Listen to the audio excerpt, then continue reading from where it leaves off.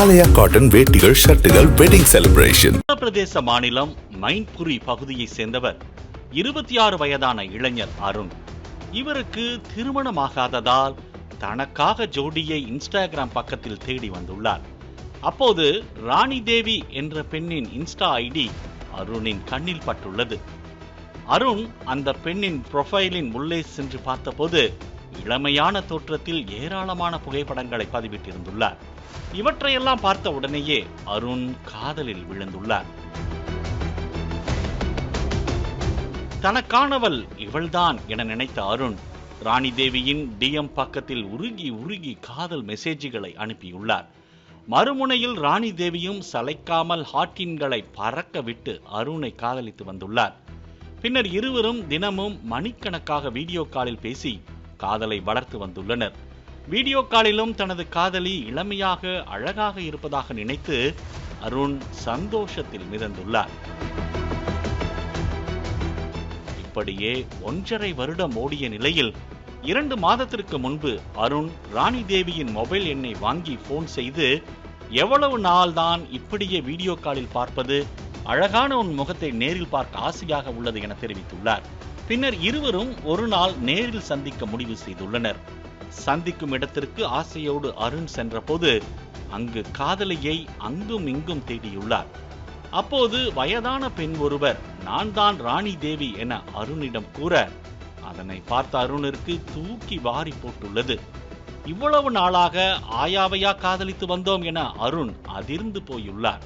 பின்னர் தான் ராணி தேவிக்கு வயது 52 என்பதும் அவருக்கு 4 பிள்ளைகள் இருப்பதும் அருணுக்கு தெரிய வந்துள்ளது. இன்ஸ்டாவில் ஃபில்டரை பயன்படுத்தி தனது வயதை ராணி தேவி குறைத்து வந்துள்ளார்.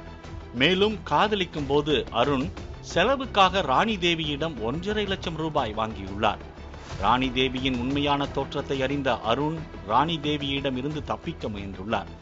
ஆனால் 1.5 வருடமாக ராணி தேவி அருணை வெறி கொண்டு காதலித்து வந்ததால் சீக்கிரம் தன்னை திருமணம் செய்து கொள்ளுமாறு அருணை வற்புறுத்தி வந்துள்ளார்.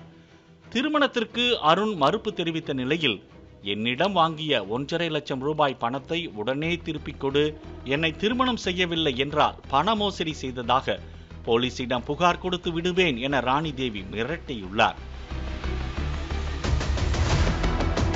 தான் வசமாக சிக்கிக் கொண்டோம் என உணர்ந்த அருண் கடந்த மாதம் 11ஆம் தேதியன்று ஃபருக்காபாத்தில் உள்ள ராணி தேவியிடம் உன்னிடம் தனியாக பேச வேண்டும், எனது முடிவை சொல்கிறேன் என மைன்புரியில் ஊருக்கு ஒதுக்குப்புறமாக ஆள் நடமாட்டம் இல்லாத இடத்திற்கு வரவழைத்துள்ளார். ராணி தேவியும் அருண் திருமணத்திற்கு சம்மதம் தெரிவித்து விடுவான் என நினைத்து அங்கு சென்றுள்ளார். ஆனால் அங்கு சென்றதுமே ராணி தேவியின் துப்பட்டாவை வாங்கிய அருண் பின்பக்கமாக ராணி தேவியின் கழுத்தில் துப்பட்டாவால் இறுக்கியுள்ளார். அதில் ராணி தேவி துடிதுடித்து சம்பவ இடத்திலேயே பரிதாபமாக உயிரிழந்துள்ளார்.